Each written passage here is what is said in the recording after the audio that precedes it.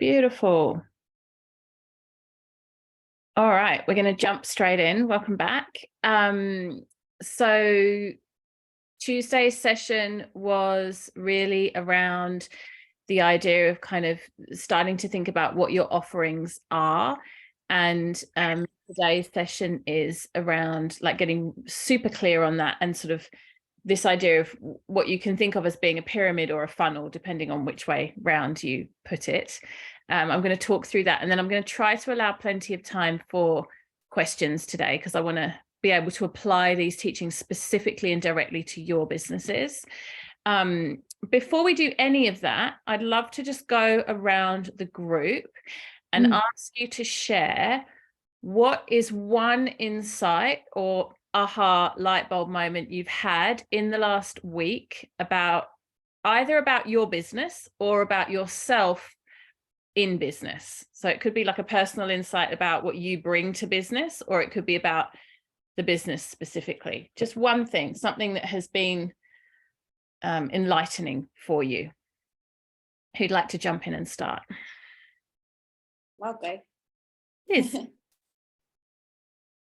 Oh, I just realized I wasn't muted. Sorry. Hello, everyone. I cannot believe the clarity that I've had in the last week compared to round one to this round, specifically around opt-ins, because I knew that we'll be talking about that today. And that's something that I've struggled with. And this is going to seem so simple, but was huge for me. I had no idea how I could serve. Like, I guess I was so stuck in sales and numbers that I completely forgot that I have so much that I can, offer, but in fact that I have been doing for free and offering for so long. So I had this huge aha moment just over the last 24 hours, which is I got really excited about sharing my photography knowledge. Like, I didn't even think about that. I never even thought about that. And I'm just like running around the house going, oh my gosh, all these ideas of things like simple things that people can do, or how to work with a photographer, or how photographers can better improve their communication with clients and find aligned clients. And it's just like all these downloads. So I'm really grateful for that, because I didn't know up until yesterday what I was going to do for opt-ins. So yay. So good. I'm going to jump in there because it's too juicy and I can't resist. So we'll keep going in a moment. But so just to be completely clear, I think everybody knows this, but we'll just make it super clear. An opt-in is a free offering that you give somebody in exchange for their email address. Okay. It's not in exchange for following you on social media, because that is not stable. We spoke about that last time. It's an email exchange and it's free. And here's the thing about opt-ins. I'm going to talk about this more in a minute, but I'll jump in while it's potent. Give your best stuff. It's such a illogical way of thinking. People often think, oh, I don't want to give away everything. I don't want to give my best thing and then I've got nothing left to give, or it'll be too good and then they'll expect everything for free, or there's all kinds of distorted, messed up thinking around the opt-in. And we're going to break it down today and really dig into that so that we can kind of expel all of those myths. Here's how it really works in reality. And I've seen this over and over again in my own business. And I've also seen it in many other businesses. And I've seen it in my own behavior as a consumer. And if you look at your behavior as a consumer, you'll see that it works on you as well. I mean, I know it works on you because you're all here, right? So I, at some point, had you opt in, and then at some point sold you this training in different ways, but you're an example of the fact that it works, right? So you give your best stuff and you give it for free and you give it as an act of service. It's not giving to get a sale. That's the first thing. It's giving to genuinely be of service, right? And then if people don't come back or buy, you've done a beautiful service. I was talking to Annika about this earlier in the week because she runs a yoga school. And I was like, okay, make your free trial super cheap, right? Like when I had a yoga studio, I used to run $5 classes. I want it to be available for everybody, not all the classes, but some classes, right? Basically giving it away, right? And they're the same quality as the regular classes. They're at different times, like less convenient times, but still. Now, some people will come and do the $5 class and they'll never be able to afford to join a membership. They won't, it's not available to them.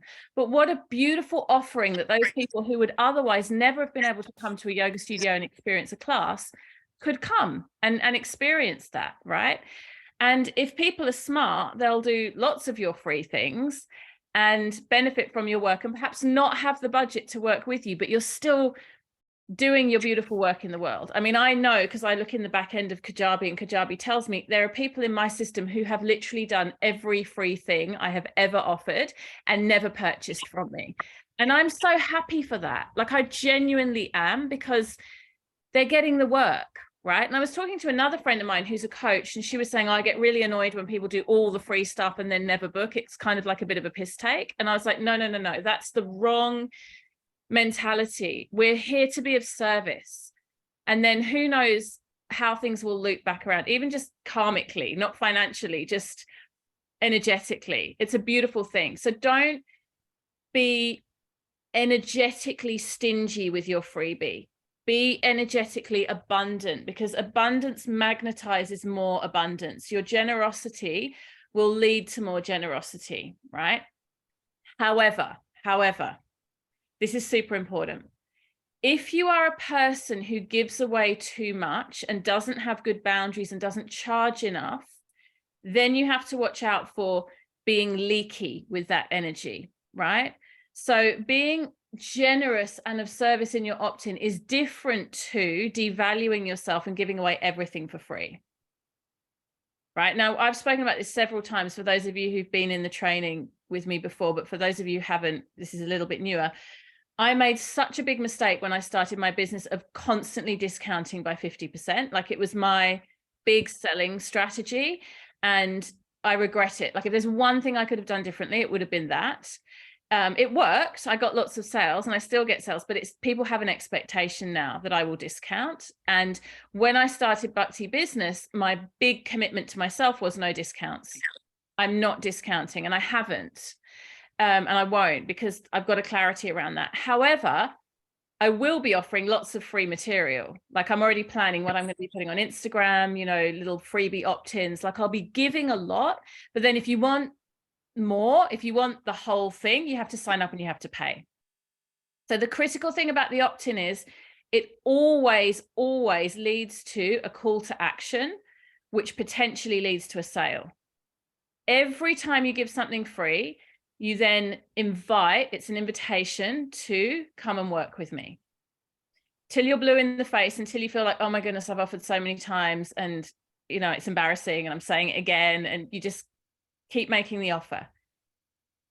And that's how you build a customer base, and that's how you start to generate income.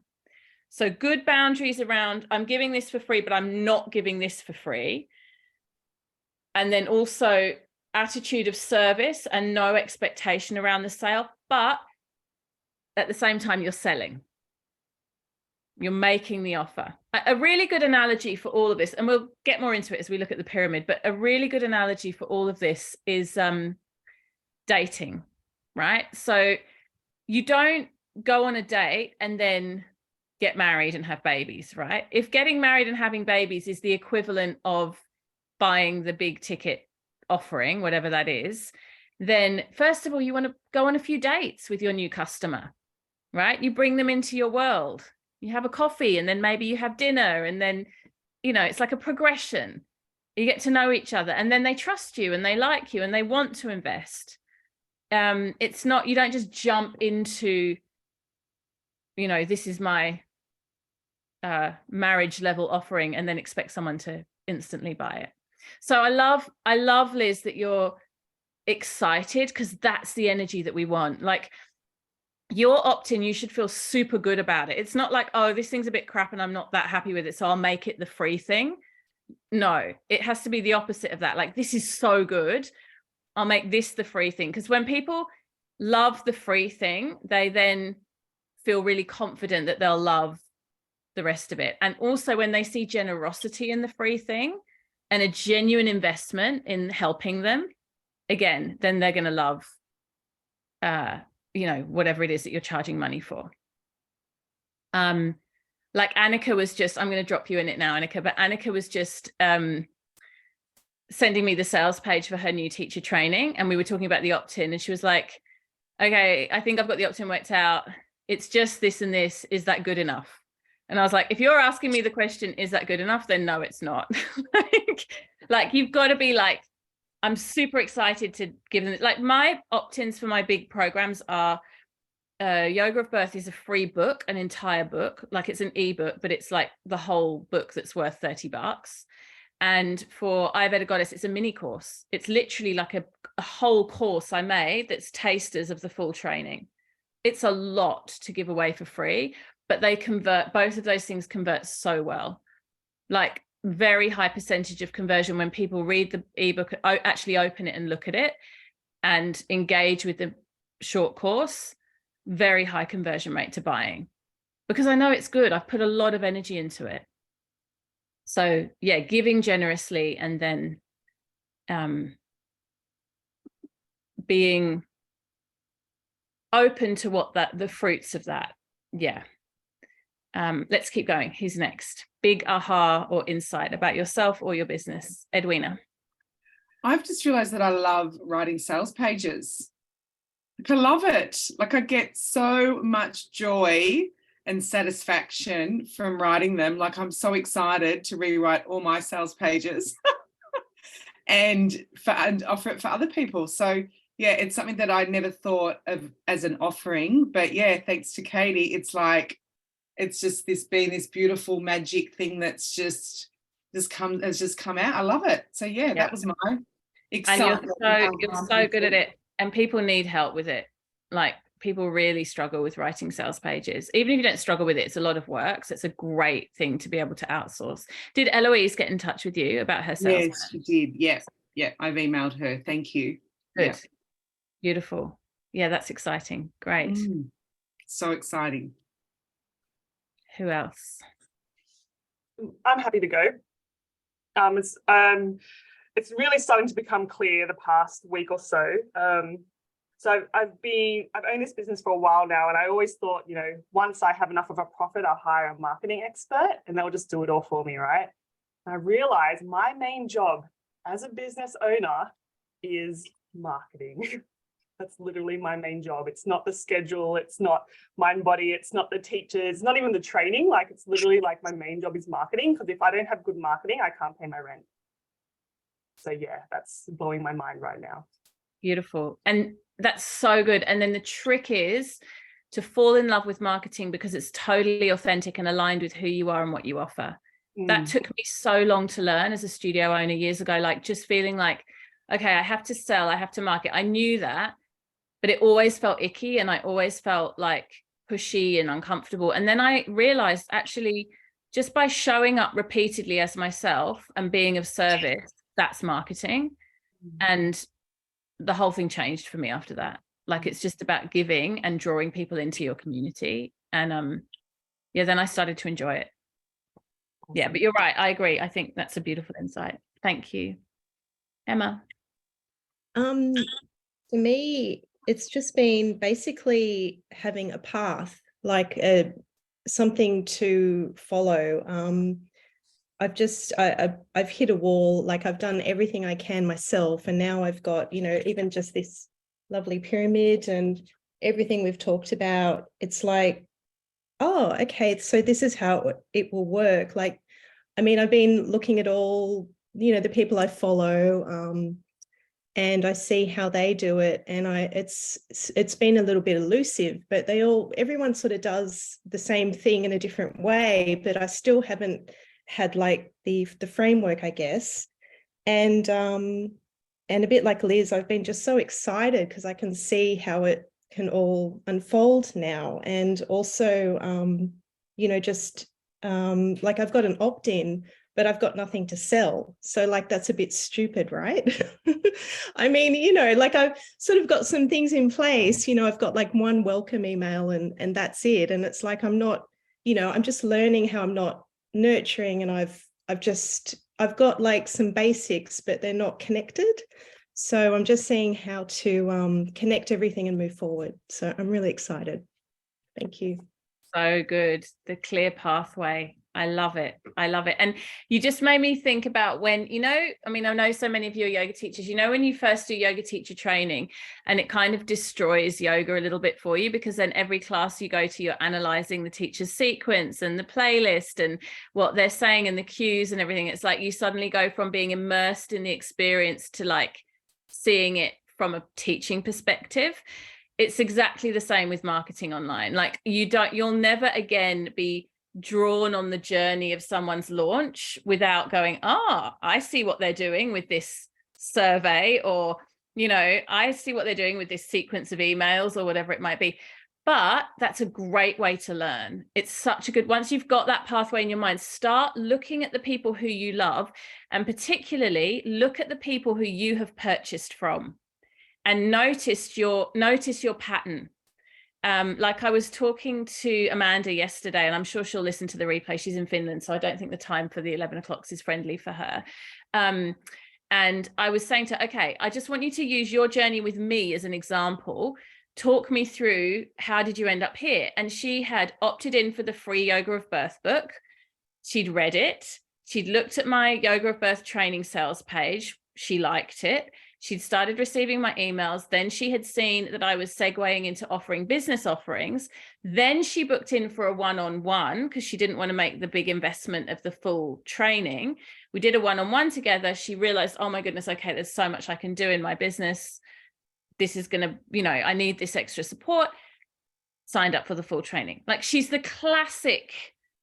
And many, we could map out the pathway for you guys as well. Like, she went through the opt-in process, right? And it's beautiful because every step of the way I was doing the best I could to be of service, and she was benefiting from what I could offer. And if at any point she'd stopped and not gone to the next level, that would have been fine. That would have been perfect at that time. And then also we want to be skilled at bringing people all the way. So yeah, I love that. I love the pathway insight. Thank you. Who wants to go next? I know Bryony's not well, so we won't ask you, Bryony, because she's in bed with a sore throat. She's just listening in. Britt. Hi, everyone. So yeah, I'm feeling excited about systems, actually. I've taken a break from my business for about 9 months, so I'm sort of at the beginning part again. And so I'm really wanting to put into place. Oh, sorry, Britt. That's okay. That's right. I'm really wanting to put into place, yeah, like those monthly reviews and things like that. When I have a system and a plan, then I can really sort of go well and everything's like ticking around. So that's exciting, is like where I am currently in the really looking at goals and things like that. And also, I guess something else I want to mention is, yeah, I feel like I've decided to join this in a time where I'm very full. There's a lot going on. And so, yeah, it's a great practice to not participate in a lot of the thoughts that are telling me certain things, like too much, overwhelmed, that kind of thing. Actually, when I can, the practice that I'm doing at the moment is to be in more flow with how things are moving. And yeah, it's I'm excited about a new way of living, really, because it will actually go through my entire life, and it's something I've been calling in. So yeah, it's an entirely new way of doing life. So yeah, I mean, structure is very important to me as well. So, and like getting things right, but just finding that balance, actually. Yeah. Beautiful. I think it's not a case of the conflict between structure and going with the flow, because I think, yeah, I mean, what I see in you is someone who is very structured and very organized. Actually, it's the tendency towards overthinking. And the thing is, when you're busy, you don't have time for that. Yeah. Let me show you guys, right? This is hilarious. this is my current list of things to do, because I've been so busy the last couple of months. It's slowing down now, but this is my current list of things to do, right? It's like, hang on, I've got to hold it because of the silly blurry thing, but there's this. These are all lists of things to do that are sitting on my desk, right? Completely just scraps of paper, post-it notes. So I need to sit down and consolidate the 27 lists of things to do into one list of things to do, and then highlight them and go through them. But here's the thing, my business has been progressing in the last 2 months, probably more intensively than ever. Like, it's been such an expansive time for me. And the reason the list of things to do has blown up is because I've been too busy to faff around planning, and I've been building sales pages and recording podcasts and, you know, like launching things and showing up for events. And like, I've been actually working really like in a quick and efficient way. And of course, it's really important, and it really is important to have the season for rest and contemplation and rumination, like the time to journal slowly and to think things through and to be in that slower space. But we can really use that as a procrastination tool to not just push forward. And sometimes that Ayurveda pitta energy, the fire energy of just, I'm in it and I'm just going with it, is so powerful. It's so potent. So I totally get that. And I'm looking forward to us having a session this afternoon, Britt, and just, we're going to map out such a clear plan. It's going to be great. Yeah. Awesome. Thank you. Kat? So I'm also a little unwell too. So I'm having trouble like formulating my thoughts a little bit, but I was thinking, because I just watched the session from earlier this week, and also thank you all. Katie was able to share with me the final session from the last round, so I had a sense of what you all had been talking about, and it was interesting. I was just, when you talk about like energetics, I noticed that whenever people start talking about like the technological systems, like talking about Kajabi, and I think you were talking in the last session about some of the online planners like Trello and stuff like that, I have a very intense reaction. Like, I get very overwhelmed by those things. And I think some of it is like, I'm also in my early 40s. And so like, you know, I'm used to more like the paper, you know, like, so some of these newer technologies, like I even noticed this in my part-time job because everything is like online, like the electronic medical records. And it's like, I'm starting to feel my age a little bit with some of my younger coworkers who are, you know, very comfortable with all these different systems. And so it's just, I've just been recognizing that I get a little overwhelmed and sometimes have to like take some deep breaths, because I know that that's the way of the world. And I'm just going to have to like get comfortable with that. But I also appreciated when you were talking about the fact that you don't necessarily have to use everything, like some of those planners, because I bought kind of like a bundle. This was like first like some psychology products a while ago, and they offered like a Trello board that came with it to help you organize it. And it was sort of what you were talking about. I'm neurodiverse, so I struggle with like organization and prioritization anyway. And I felt like I wasted so much time just trying to organize this board for myself that I was like, when I heard you say that, I was like, yes, like, okay, I'm going to kind of give myself permission to like maybe not dabble into that stuff that feels overwhelming and totally is distracting and taking myself off course. So good to like recognize some of these things, like where I may feel like a little bit challenged, but need to kind of like breathe through it and move through it. And then what are some things I can just say, it's okay, I can move that to the side because that may just not be helpful anyway. Yeah. Yeah. Yes, I totally resonate. And a question I often ask myself in that context is this going to help me move my business forward? Like, is it going to make things easier, or is it going to make them harder? Like I've never, for me, using Asana or Trello or any of those things, it only ever makes me feel overwhelmed and just not good. And I have tried a few times. So I don't now. Like, I just use email and I use my diary and you saw my scraps of paper. That's how I work. And it works for me. It's okay. And then the other part to that too is it's really useful in your business to be able to identify the things that aren't your zone of genius and outsource them. you know, like you don't have to do everything yourself. And one of the things that's a really, really good way to outsource in the beginning, if you don't have much budget, is with swaps, with trades. I do so much of that still in my business. I love to trade.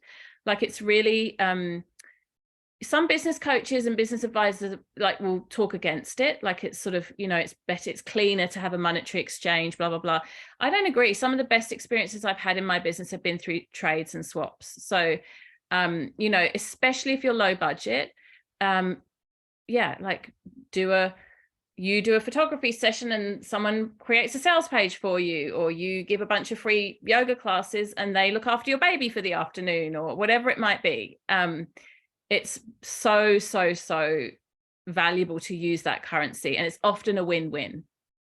So yeah, outsourcing the stuff that you don't love and you're not good at.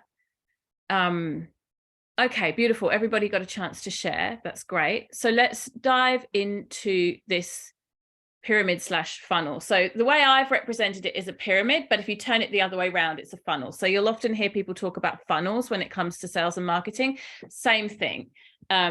And the pyramid has nothing to do with multi-level marketing or like pyramid schemes. That's a completely different thing. So just, it doesn't matter whether the triangle's facing up or facing down.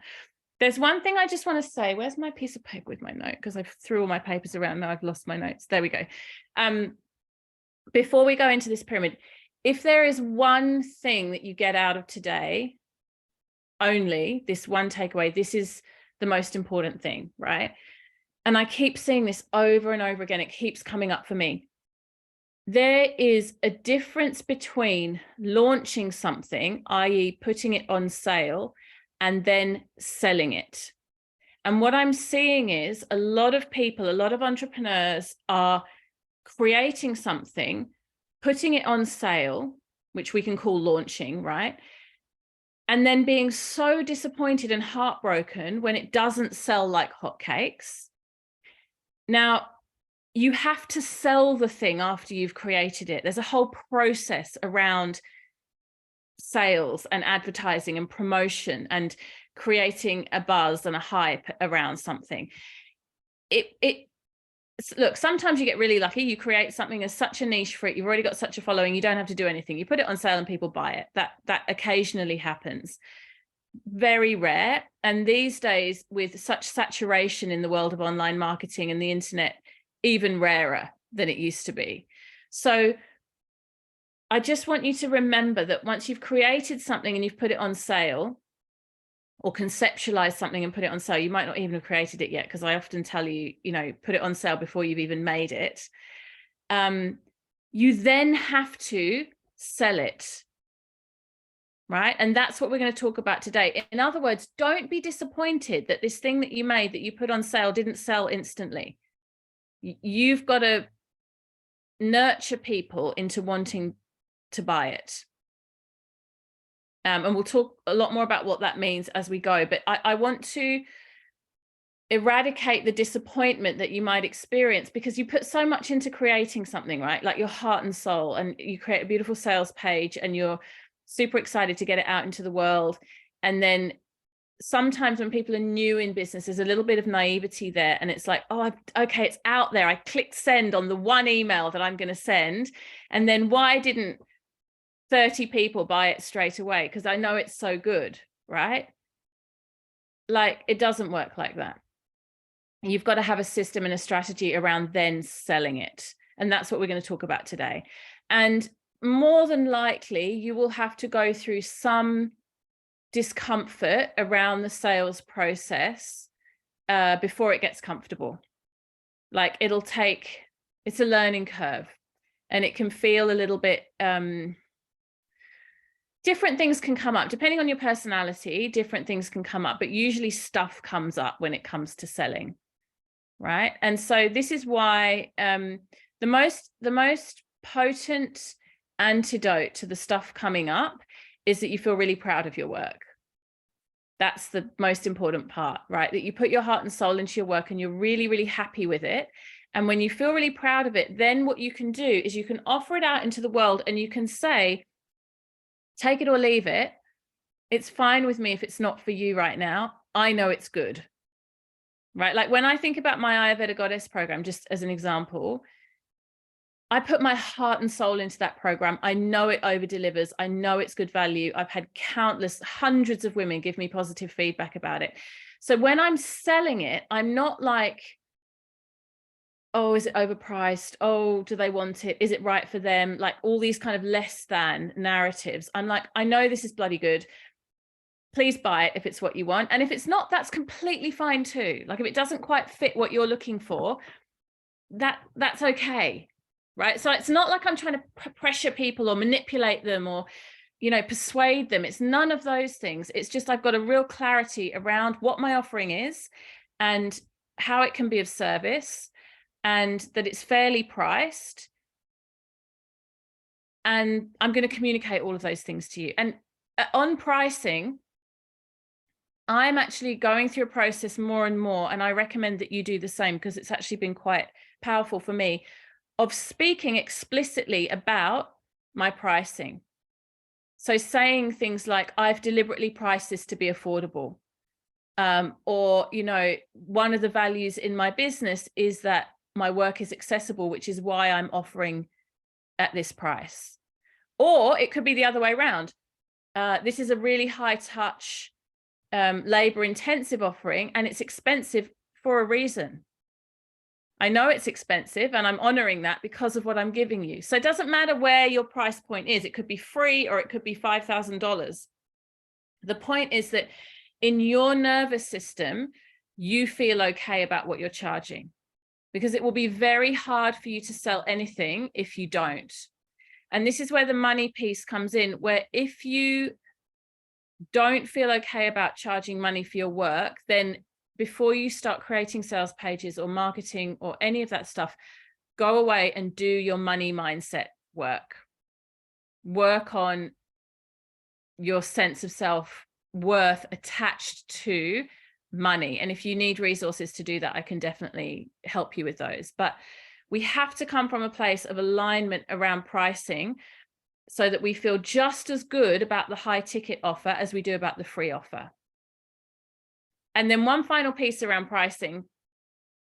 Don't forget, everybody has different ways that they spend money and what they prioritize, and different amounts of money. Some people have tons of disposable income. Some people are very wealthy, right? And then others really aren't. And then plenty in the middle, right? And I see this with my clients all the time, where for some people, you know, $500 is an interesting amount of money, actually, because $500 is for some people a lot of money. And I've had times in my life where $500 has been a lot of money. I can totally relate to that. And then for others, it's like the equivalent of buying a cup of takeout coffee. It's peanuts, it's nothing. So don't let your perception around money and what you can afford and what you think is expensive or inexpensive color the way that you feel about the offerings that you put out into the world. I'll give you an example of how that shows up. When you're talking to someone about purchasing something from you and you have an instinct, which I do this all the time, I'm getting better at not acting on it. You have an instinct that you want to discount straight away, right? So you're like, oh, it's $50, but if you, I'll give it to you for 30. Right? That's your stuff. The person may have been willing to pay $100, but you're already like discounting it because there's like some kind of feeling in there. So if it's that you actually don't feel like it's worth 50 and you feel, okay, I'm overcharging, then make it 30. Make the price point be something you feel comfortable with in your nervous system. I mean, when it comes to, for example, the cost of this training, right? It's $2,000. I don't know how much to charge for this training. I could have said it's $10,000, or I could have said it's $500. It's worth what I say it's worth, but I had to really feel into in my nervous system, and for me to sell it and for me to back myself, what feels good. And I knew that I wanted to get people that were at the beginning of their business journey and really accelerate their growth. So probably it's going to be people that don't have tons and tons of money to spend, right? But then at the same time, I wanted a proper commitment. I wanted a solid commitment for people that were going to do the work. So I didn't want to make it 500. I wanted it to be a bit of a stretch.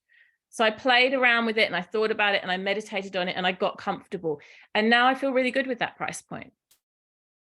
So it's easy for me to say it. It's easy for me to say it's $2,000. That's what it costs. I don't feel like it's too much. Or the flip side, oh, I'm underselling myself, and then I get resentful, right? Like I've priced it too low and I'm giving too much and it's maybe not even being valued properly. That's another. So this is the energetic piece around feeling comfortable with your pricing and your value, and then backing yourself on it. So let's jump to our pyramid, and it's pretty self-explanatory. The first part is the free opt-in.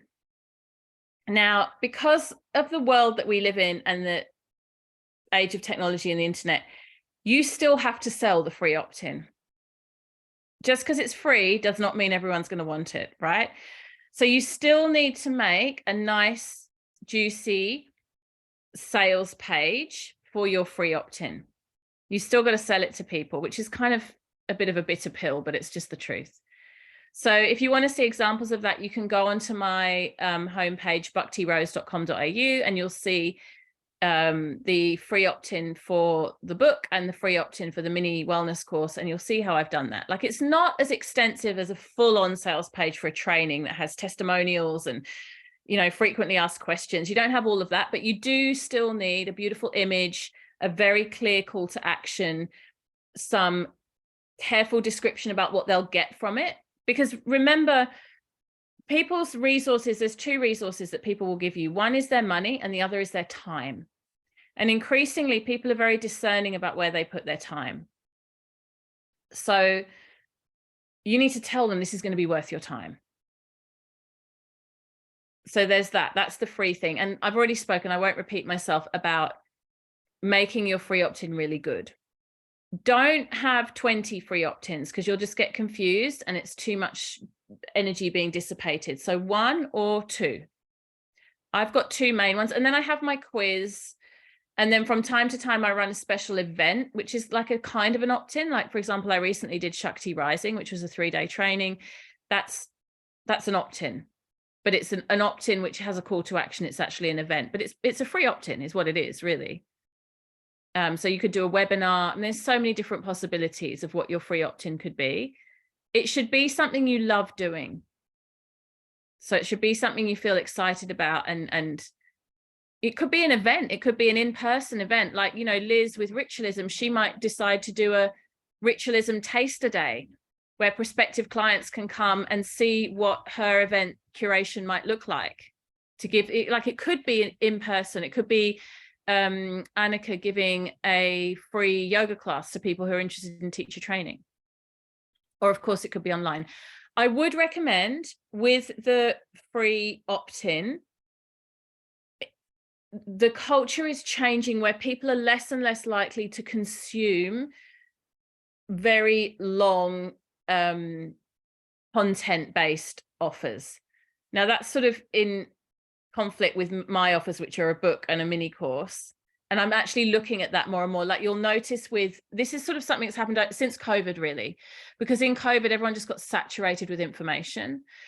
So now with Bhakti Business, for example, I'm looking at doing a lot of live things, like giving live trainings on Instagram, doing short workshops to bring people into my work, rather than here's an ebook or here's a mini course to consume. Because very often what will happen with those things is people will just never get around to it. They want to, and they like the idea, but they just don't. Like, how many things have you got in your email inbox that you'd like to read or watch at some point? Right? So something that really is either live or sort of really encourages engagement. A quiz is really good for that, because a quiz, you either do it or you don't. It's not something that you kind of tend to wait to do. Or a live webinar, or some sort of thing where there's some sort of engagement. And when you get your free opt-in ideas and they're starting to get clearer, run them by me, pop them in the WhatsApp group or direct message me, and I'll give you feedback on whether I think they're good, and the group will give feedback as well. So that's a good place to go to sort of test out your ideas. Then you want a stepping stone, which is like the 2nd or the 3rd date, right? You've established that you like each other, you want to see each other again, and you want to deepen the relationship. So you want to offer something that is a low cost option. So for me in Bhakti Business, for example, those will be $97 workshops. I would recommend something that's either around $50 or around $100. Definitely not more than 100, and probably not less than 25 to 30, because if it's less than that, people tend not to engage or give it the weight that it's worth. Again, it could be an in-person thing, or it could be, you know, a digital product or some other kind of online offering. I'm moving more and more in my own work and in my advice to others towards live interactive experiences. I think the days of selling passive content they're numbered.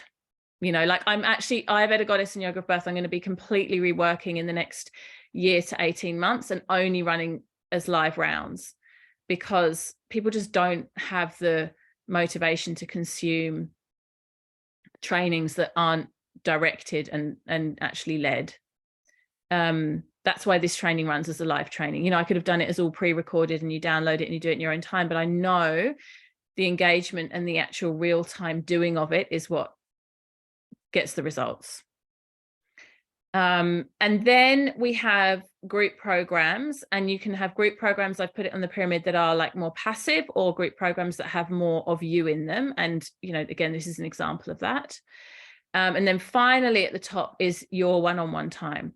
A lot of people make the mistake of putting their one-on-one time lower down the pyramid.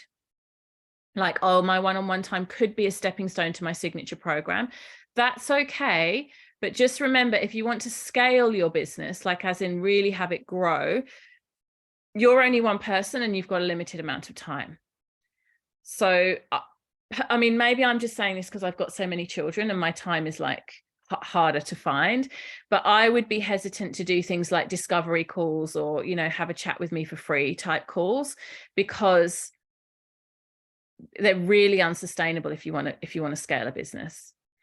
Something I really like doing that has worked well for me and I'm thinking to do more of is the survey thing. So you know how you guys all filled in a survey at the beginning of this training? That has worked so well for me, because we don't waste any time. By the time I actually have the one-on-one, I have a really good idea of where you're at. So onboarding, some kind of onboarding survey, some kind of onboarding questionnaire.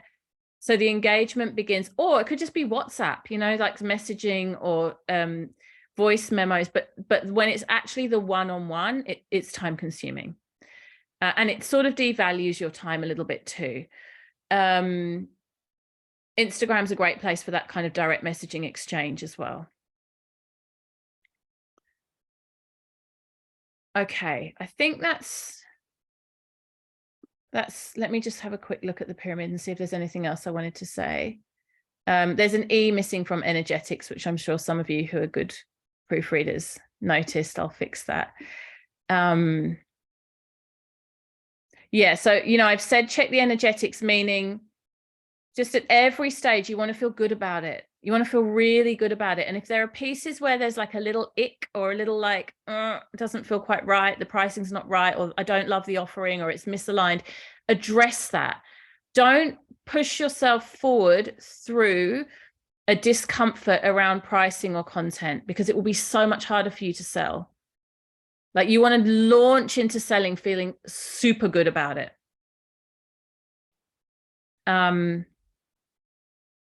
Right, I'm going to open up to questions. Anything you want to ask on any of that? Emma?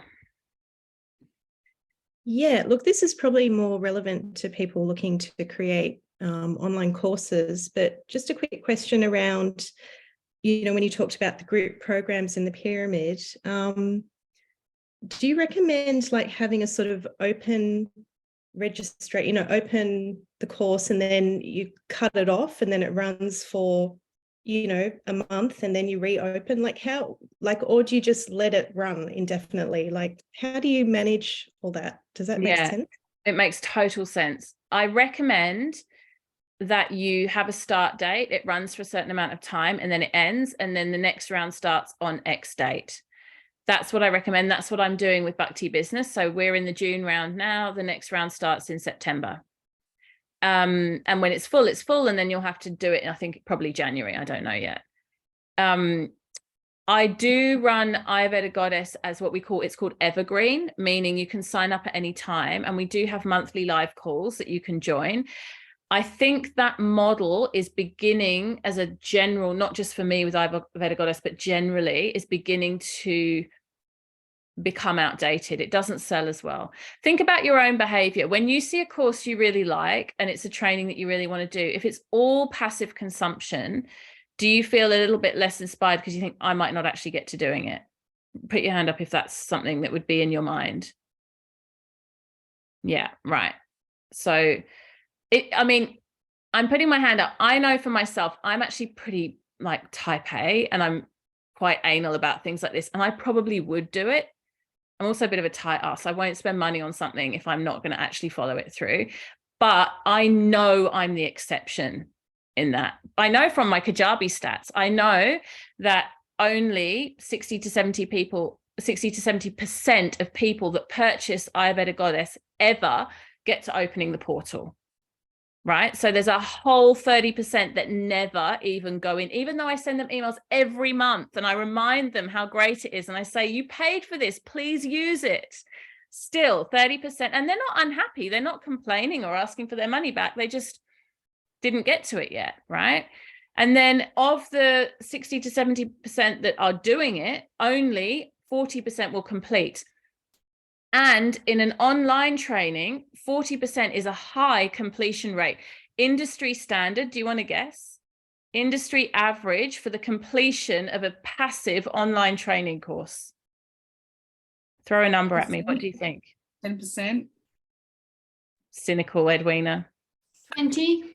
20. It's 25. It's 25%. But like, how crap is that? 25% of people finish and the rest 75% just never even complete, right? So my 40% is actually a really good number. So people know that now about themselves. I think probably pre-COVID, we didn't really know that about ourselves as consumers. We were like, oh yeah, I'm going to do this thing and we're excited. And then we were disappointed when we didn't do it. Whereas now we're like, oh, I know I'm never going to get around to that. So there's a hesitancy. It creates what my coach Tarzan calls friction in terms of buying. So we want to be removing friction from people purchasing. And the will I ever complete it question is a big friction point. How do we address that? By giving them a start date and saying, this is when we begin and I'm going to hold your hand and we're going to go together. And yes, there might be some home study components, but you'll be asked to show up, which is exactly what I did in this group container. Also for you as a trainer and a teacher, if you do it like that, you get breaks in between, which is actually really important for your energy as well. Like you want to be, you know, like I'm giving so much right now to this training and to you guys, and I'm on my WhatsApp and I'm fully engaged, but it will also be important for me to have a break before I go and do another round. Otherwise it just becomes like a treadmill. Does that answer your question, Emma? Great. The truth is there's so many different ways of doing it. There's not one answer. It's really up to you. But my recommendation would be definitely some live components, which means a beginning date and an end date. Also, it gives you a nice goal to work towards in terms of selling. Like, you know, Annika knows her teacher training starts in October and she wants to sell 20 places before then. That's a very tangible goal. Whereas if it's evergreen and it's just nebulous and it goes on forever, well, how do you set a goal around that? It's much harder. Any other questions?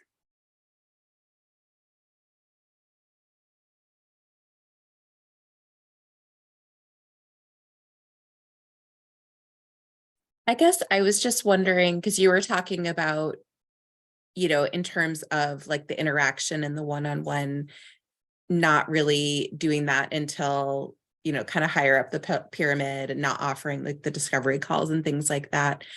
But what about, like, I'm just thinking about, you're talking about like thinking about ourselves as a consumer, and it may just be because I'm a very social person, but sometimes it is that like the personality of the person or the interaction that draws me in. So I guess, could there be that downside if you're not offering that interaction, I guess, earlier on in the, you know, the kind of the relationship with the client? Yeah, absolutely. And there are ways that you can work. It's a great question. There are ways that you can work with that without it needing to be a one-on-one call. So for those people, I would be getting into direct messages, and I would be also using voice messages, right? So if I can see, if someone's asked me a whole bunch of questions and we're having a good back and forth, I'll often just hop onto a voice memo and be chatty, and it's almost like we're having a one-on-one, but we're doing it through voice messages back and forth. And those people will engage straight away and they'll love it, and you'll feel that they're comfortable in that mode of dialogue. However, you might also leave a voice message for someone all chatty and bubbly and happy and upbeat, and then you get like a one-word text reply, right? Or no reply. And then you know, okay, this person is not wanting to engage with me in this way. They might be feeling a bit overwhelmed or a bit confronted, or they don't want to have a conversation. Because for some people, a one-on-one conversation is actually very intimidating, and it will put them off. It becomes a friction point. Some people really want that. They're like, yes, I want to chat with you. I want to know, like, let's talk, help me. For some people, it's like, I'm anxious, I'm overwhelmed, I don't know what I'm doing, I feel confronted, I don't want to have a one-on-one with you at all. Like, it's too much for me. And I see that with like fairly often in my work, and I'm not like saying that I'm anything special at all, but if people have been following me for a long time, or they've sort of like read a book, one of my books or something, and there's a little bit of like having me on a pedestal, and then we'll get in a conversation or a one-on-one, and I notice that I have to actually spend a little bit of time at first just putting them at ease, because they're just nervous to be talking to me. So that's a friction point. Those people would actually prefer to just buy. Especially people that are dealing with social anxiety or feelings of overwhelm or any kind of mental health stuff. I had a friend who opened up a yoga studio specifically for people with mental health issues and like working with anxiety and stuff like that, but more broadly mental health. And it was a complete failure. It was a flop.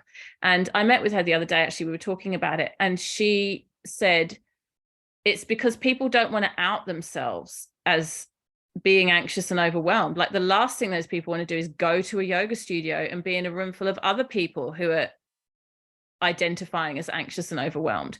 They want to stay at home and hide behind a Zoom box with their camera off. And they're still benefiting from the work. So when she pivoted to working online, and now she offers her work online, and there's the option of anonymity, they like it much, much more. And I often I get feedback from people who say, I've been following you for years, I love your work, it's been life-changing, like really positive, and I've never seen them. They've never engaged with me because they're just not that person. They don't want the, especially in your field, Kat, this will be really relevant for you, because not everyone's going to want to put themselves forward. So I think it will be really important for you to have options for people to access what you're doing that are very, very non-confronting, very like, how the question I would be asking is, how can I really put people at their ease so they feel very comfortable entering my offerings without feeling like they're going to have a conversation straight away? Yes, that makes a lot of sense. Yeah. Another sort of similar thing that springs to mind is I've just been reading this book about a woman who has been on a sobriety journey. So she started she knew she wanted to stop drinking, and eventually she started going to AA and then became sober.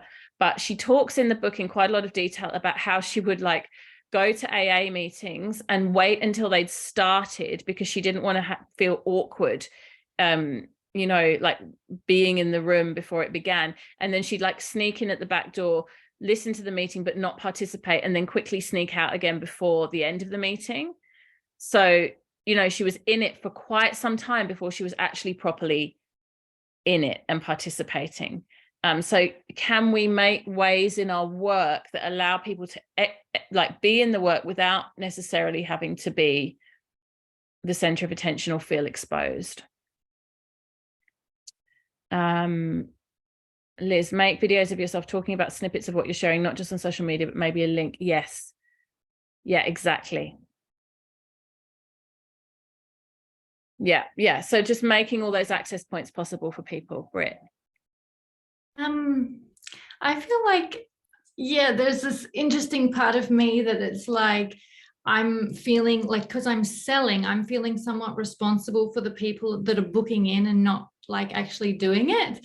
And I remember having a conversation with a woman coming to one of my workshops, and I didn't talk her out of it, but I didn't talk her into it, because I could just hear where she was at.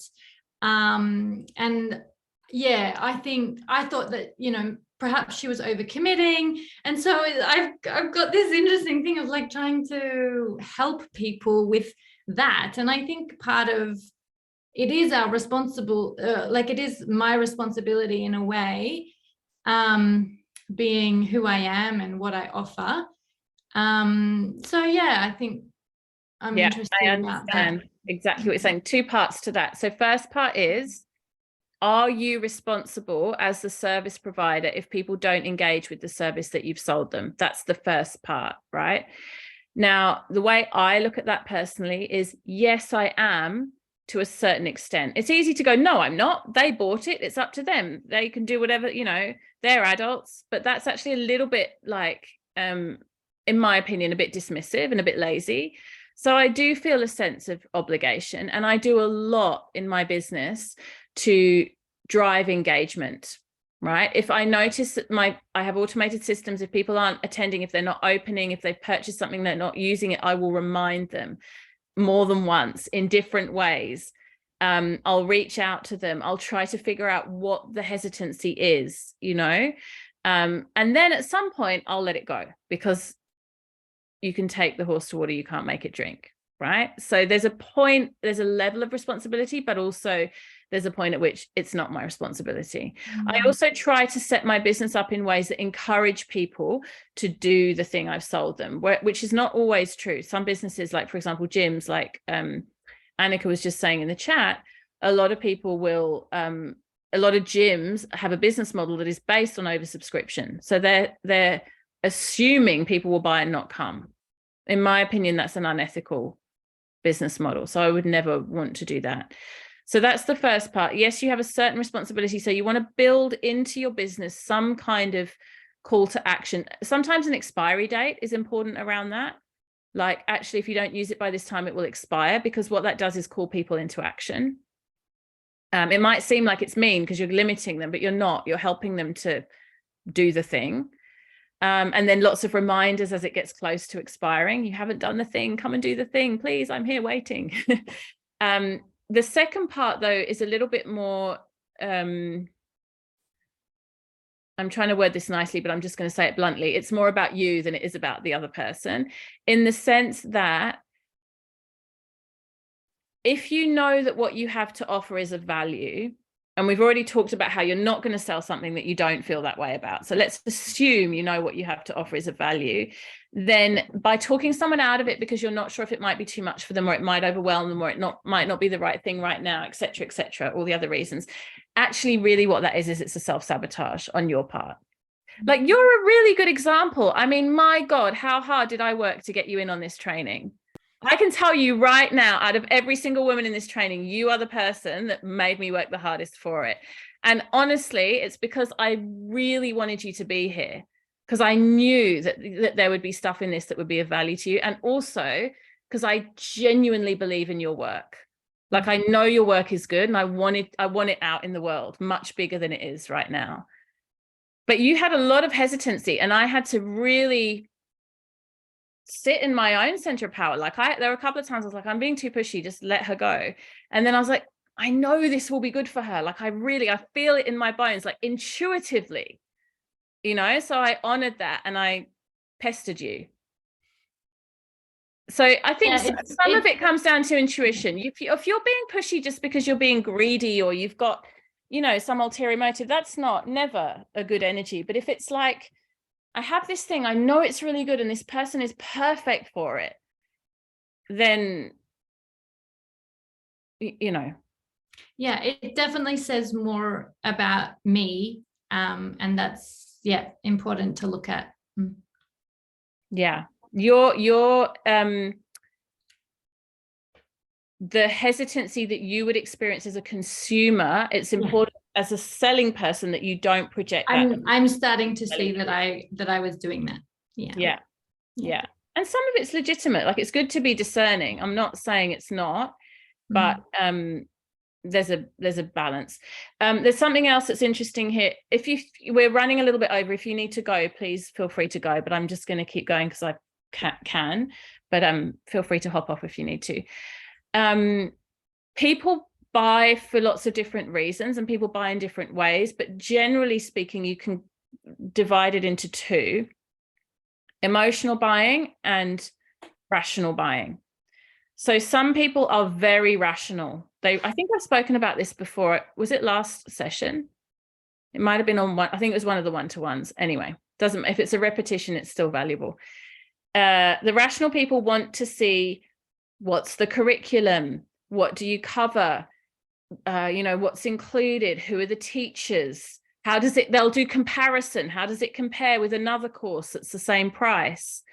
Et cetera, et cetera, et cetera. The emotional people like your branding. They like your photos. They like the colors. They like the music that you used. They feel something when they listen to you or when they engage with you. And many people are both, right? Like, it's not just that we're only one or the other. We're usually a combo of both. And some people have a lot more of one and a lot more of the other. It's always interesting to me when I put something on sale, especially a new offering. The emotional people, the people who are making purchasing decisions from emotion, will be the first to buy. So there'll be a flurry of people that buy when it's a new offering, and they'll buy, and they're like passionate, and they're in, and they're excited, and it's usually a fairly easy sale. And then the analytical ones will always be at the end, deadline. They're the last minute Sallies, I call them, because they're thinking, comparing, not sure, and like last minute questions, DMs, and then jump in or not. So you can notice your own behavior as a consumer. But one of my coaches said this to me a while ago, and it was very, very valuable advice. She was like, don't sell only to people who consume like you, right? Sell if you're analytical as a consumer, sell to the analytical people, but also sell to the emotional people and let them jump in. Like, if Brit is an analytical purchaser, but there's someone who wants to buy her training and they're just like a full body, yes, I'm here, let me sign on the dotted line. You don't need to say to them, well, do you want me to run you through the curriculum? Are you sure? Like, do you want to think about it a bit more? Let me give you a 24-hour cooling off period. They don't want that. You're disappointing them with that, because they're like, but I was so excited. And now you're asking me to like go into my analytical mind and think it all through. And I just want to jump in. Right. And then on the other hand, if you've got the analytical person and you're just saying to them, just go with your heart, do what you feel, come on, let's jump in. And they're like, but is it on a Tuesday or a Thursday? You have to answer the question so that they feel safe. Right. So play with that, play with both, and just notice where you are as a consumer and then where you are in selling as well. Any other questions or comments, anything that's coming up? I'm going to have a quick look in the chat while you think if you've got anything else you want to ask. So Edwina's saying, my second opt-in is going to be a monthly hot seat coaching, tea and content chats via Zoom or maybe Instagram. Not sure about the name. Chai and chat coaching. There we go. Amazing. Love it. So good. Just remember with that, exactly what we just said. Not everyone, some people will find it too confronting. So try to find a way that they can come without having to come, if you know what I mean. Yeah, I thought about giving them an option when they, like in my email sequence, to email me a question that I could then chat about on the Zoom for that reason. Yeah. Perfect. I did a survey recently in my Instagram where I asked the question, would you prefer to ask a question in person in a live event or submit a question in advance? Do you guys want to guess how that poll was responded? What do you think people would prefer? Put your hand up if you think they'd prefer to ask in the live event in person. Yeah. Yeah, see all the pitter people that would actually like to do that. No, 80% would prefer to submit the question in advance. I'm like, when I'm in a coaching situation or I'm in a group program, I'm like, pick me. I want to go. Like I was that kid at school, you know, but that's not, again, it's not normal. Most people aren't like that. They're much more reserved and feel much more worried that they're going to embarrass themselves or, you know, say the wrong thing. Or so we have to, submit the question in advance is a great workaround for that. Liz. I have something to say about that. A while ago, I did the ask a question on Instagram stories, and I had like no one ask me a question, and I was so upset. And then there was this app that was like ask a anonymous question, so you could use that in Instagram. It was like a trend like a year ago, and I did that, and the questions were just like, and it was wild. It went from like, why do you do this? Or how did you go from this to like, are you ever going to have kids? Like it was so wild what people wanted to know, but just did not want to put their name on at all. Really, really valuable. And I think particularly for those of you who work in areas that might be seen to be a little bit more intimate or a little bit more taboo, like Brit, Kat, probably that's all in this group. That's really important to think about. Like, how can I allow people to come into the work without it being confronting for them? Free vision calls, I did them for Shakti Creative, but with firm boundaries. Yeah, that can work. Yeah, I experienced that recently. Like I'm so used to talking about vulvas and vaginas and everything. And this woman, she came up to me where I work in a co-op, and she kind of whispered to me about that she wanted to see me. And then I just kind of spoke out loud, and I could see her sort of recoiling, and she hasn't sort of contacted me since. I'm going to have to, I don't know, I think I'm like, I know her, but I'm going to have to like, be more aware of that. Yeah. And think about that in terms of how you're creating your offerings and your opt-ins and all that kind of stuff, just that there's a pathway for those people, not that it all has to be for them, but just that they're considered. Any other questions? Okay, beautiful. So homework, I would really like you to draw out your pyramid. Show it to me how it looks, okay? And you might not yet have all the offerings, but don't overthink this because you can change it, right? It's not set in stone. Create something that you can work with as a starting point, and then you can play with it. If you create an opt-in, you realize I don't really like the quiz, I want it to be a free PDF, then you can change that. But we need something to begin with. We need to get like the momentum happening. So start to think about what would be a great opt-in. You can share that, as I said, in the WhatsApp groups or privately with me. But group is good because then you'll get feedback from everyone. And then what could be a lower cost? This is the sort of simplest approach. What could be a lower cost offering? And then what's my signature program?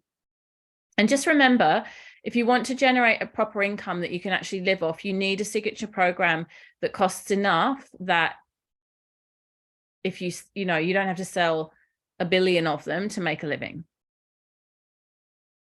So that's important too. Like if the most expensive thing you offer is $100, you're going to have to sell an awful lot of them to make a living wage. So I would say ideal is free, 47 or 97, and then between 500 and 1,000.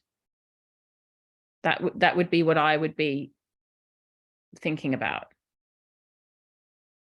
Emma. Just a really quick question, Katie. I'm not sure if anyone does this, but I don't always love when people say my course is worth like $3,500 and then they have like a strike through and they said, but for everyone, it's actually going to cost, $500. Do you have any thoughts around that? Yes. it's really important to have some kind of call to action always. And you can do different calls to action, right? My call to action has almost always been discounting. And as I said, I regret that. I wouldn't do that again. You can do, but it's called a bonus stack, what you're talking about. So it's like, I'll give you this and I'll give you that and I'll give you this, but only until Tuesday.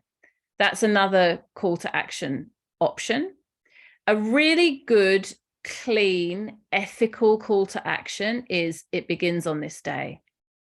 That's my new favorite call to action because it's just so clean and clear and honest and transparent. It's not sleazy. It's not salesy. It's not manipulative. It's just, we're starting on Tuesday. Are you in or out? Sorry, Edwina. I just said I really like that. It feels that feels good. Just this is the price. This is when we start. This is how long it goes for. This is what you're going to get. Yeah. Yeah. Another good call to action is I've only got so many places.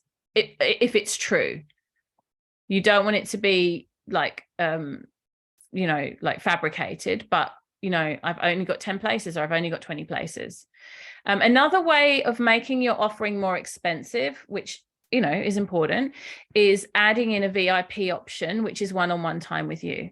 So for example, you might have a group program, and I thought about doing this with Bhakti Business, with this program that you guys are in, where it was cheaper, like say, I don't know, $1,000, and then it's 2,000 if you have the one-to-ones.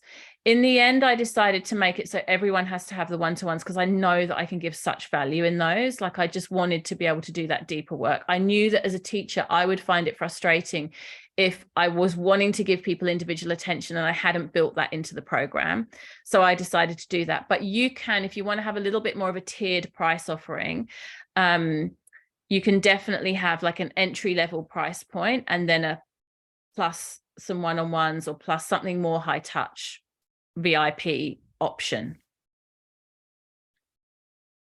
I'm trying to think of other calls to action: price, discount, time, quantity, like there's only so many available. They're the main ones. And then bonuses, you know, you can throw something extra in. Yeah, they're the main ones. It's again, it comes back to, it's same with the pricing. It comes back to what you can feel comfortable with in your nervous system. Like it has to feel okay for you. Any last questions? Okay, beautiful. So going back to the homework, like minimum homework is figuring out an opt-in. Eager homework is show me your pyramid. And then we can keep building on from there. All right, ladies, have a beautiful afternoon. I'll see you all soon. Keep in touch. Namaste.